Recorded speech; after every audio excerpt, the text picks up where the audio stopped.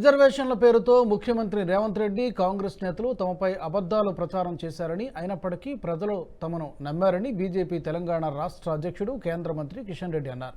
లోక్సభ ఎన్నికలు రెఫరెండం అని రేవంత్ రెడ్డి అన్నారని, ఆయనకు వ్యతిరేకంగా వస్తే ఏం చేస్తారో చెప్పాలని నిలదీశారు.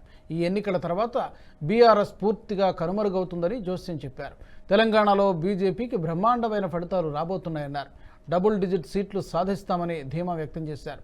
రేవంత్ రెడ్డి మాటలు నమ్మకపోవడం వల్ల చాలామంది కాంగ్రెస్ వాళ్ళు కూడా బీజేపీకి అనుకూలంగా ఓటు వేశారన్నారు. మజ్లిస్ పార్టీ వ్యవహరించిన తీరు కూడా బీజేపీకి అనుకూలంగా మారిందన్నారు. తెలంగాణలో బీఆర్ఎస్ కాంగ్రెస్ పార్టీలకు ప్రత్యామ్నాయంగా బీజేపీ అవతరించిందన్నారు. స్పష్టంగా చెప్పిన తర్వాత కూడా తాను పట్టిన కుందేలకు మూడే కాలనే విధంగా గత ఎన్నికల్లో ఏదైతే బీజేపీ బీఆర్ఎస్ అనేటువంటి ఒక నినాదంతో కాంగ్రెస్ పార్టీ అధికారంలోకి వచ్చిందో, ఈసారి రాజ్యాంగము రిజర్వేషన్స్ నినాదంతో తెలంగాణలో గెలవాలని రేవంత్ రెడ్డి కుట్ర చేశాడు. ఆ రోజు అదేవిధంగా తప్పుడు ప్రచారం చేసి సక్సెస్ఫుల్ గా బీజేపీ బీఆర్ఎస్ ఒకటనే నినాదంతో కాంగ్రెస్ పార్టీ బీజేపీని వెనుకకు నెట్టేసి ఆ రోజు అధికారంలోకి వచ్చింది. మళ్ళీ ఇప్పుడు పార్లమెంట్ ఎన్నికల్లో కూడా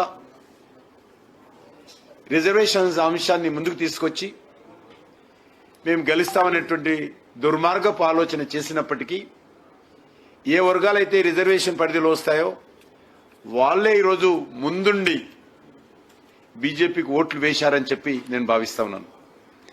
1% కూడా రేవంత్ రెడ్డి మాట ఎవరూ నమ్మలేదు. ఆయన నవ్వులపాలయ్యాడు. ఆయన మాటలు విని ప్రజలు నవ్వుకున్నారు. ఒక విచిత్రంగా ఆయన మాటలను ప్రజలు మరి ఈరోజు విన్నారని సందర్భంగా మనం చేస్తున్నాం.